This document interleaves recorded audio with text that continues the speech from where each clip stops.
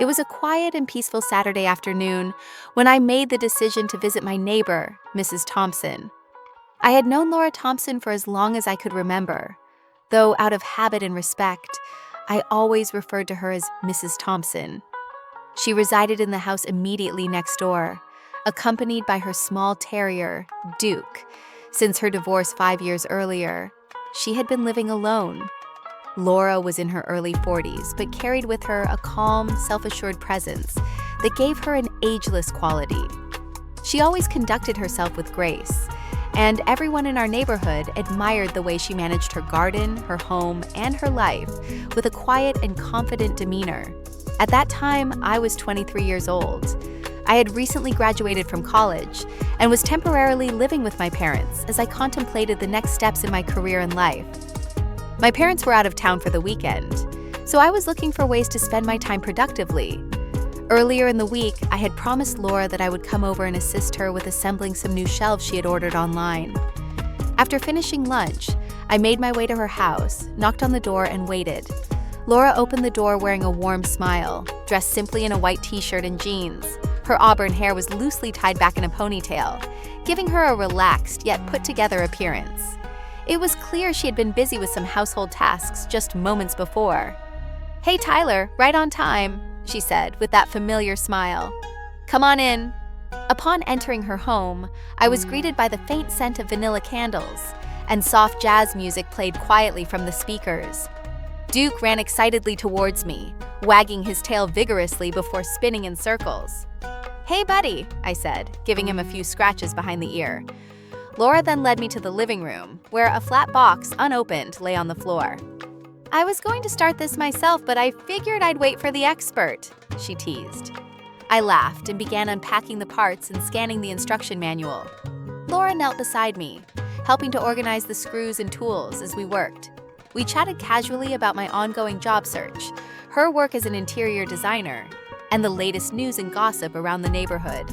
After a couple of hours, the shelves were successfully assembled and standing perfectly against the wall. "That looks perfect," Laura said, admiring our handiwork. "You did that much faster than I could have. Thank you, Tyler." "No problem," I replied, brushing some sawdust off my jeans. "Is there anything else you need help with while I'm here?"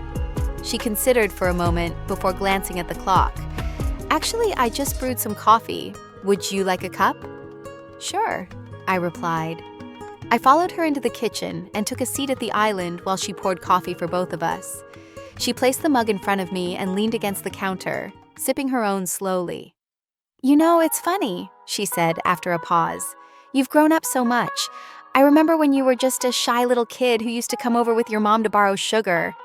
I laughed and added, "And I remember Duke chasing me up the front steps every time I came over. He still would if I hadn't trained him better." Laura smiled warmly. "Really, it's nice having you around again." I nodded. "It's nice being back, even if only temporarily."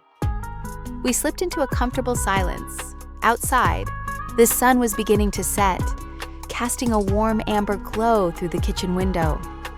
Suddenly, I realized how late it had become. "I should probably get going," I said, setting down my empty mug. Laura looked outside before turning back to me. "You don't have to rush," she said softly. "You can stay if you want to." There was a gentle, inviting tone in her voice, yet also a weight I couldn't quite place. I hesitated. "Are you sure?" Laura gave a small nod and walked toward the living room, her voice floating back over her shoulder. "I'm going to make something light for dinner. Nothing fancy, just pasta and maybe a salad. It would be nice to have someone to share it with." The invitation felt sincere, not forced or heavy. I followed her and helped carry dishes from the cabinet. As we began preparing dinner, we moved around each other in an easy rhythm. She chopped vegetables while I boiled water and grated cheese. There was laughter, playful teasing, and a calmness about the way we shared the space. By the time we sat down to eat, the sun had almost set. Laura lit a couple of candles and dimmed the lights, creating a cozy atmosphere as though we had made our own little world. During dinner, Laura shared stories from her past design projects. including one where she accidentally painted an entire living room the wrong shade of blue because the paint sample had appeared different under store lighting. I told her about my failed first interview at a marketing firm, including how I had nervously worn mismatched socks without noticing. After finishing our meal, we cleaned up and returned to the couch with another round of coffee. This time, Laura added a splash of cream and cinnamon to my cup, remembering exactly how I liked it. Duke settled at our feet as we continued talking about everything, from music to travel dreams. Eventually, our conversation slowed, replaced by the gentle sound of the record playing softly in the background. Laura looked at me, her eyes reflecting the dim candlelight. "You know, I don't let many people stay this long," she said quietly. "It's nice. I forgot how good it feels to just be around someone without rushing anything." I replied sincerely, "I'm glad I came over. You've always been kind, Tyler, even as a kid. But now you're different. Wiser, maybe," she said with a small smile. I wasn't sure how to respond, so I simply smiled back. I could feel the atmosphere between us shift, not uncomfortably, but meaningfully. She reached over and gently touched my hand. "You remind me that connection doesn't have to be complicated." By the time I got up to leave, it was late. Laura walked me to the door, Duke by her side. "Thanks for today," she said. "For the shelves, for dinner, for everything." "Anytime," I replied as I stepped onto the porch. For a moment, we simply stood there, neither wanting the evening to end. She tilted her head and whispered softly, "The guest room's made up if you want to stay." I looked at her, the woman I had known all my life, but was now seeing in an entirely new light.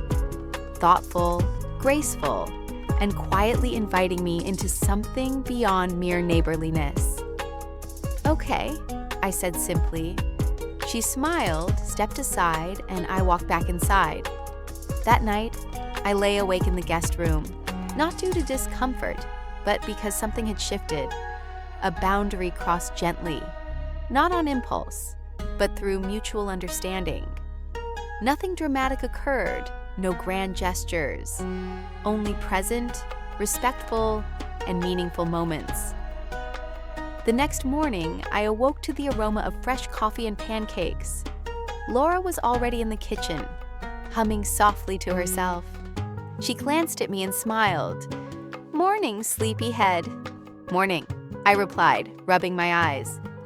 We shared breakfast together, and this time there was no awkwardness or pressure, just two people enjoying each other's company. I spent the rest of the weekend helping Laura around the house, fixing a leaky faucet, walking Duke, and even moving a few pots in her garden. She offered her thoughts on the career paths I was considering and told me about the city she once dreamed of moving to. We laughed about things we used to take seriously when we were younger,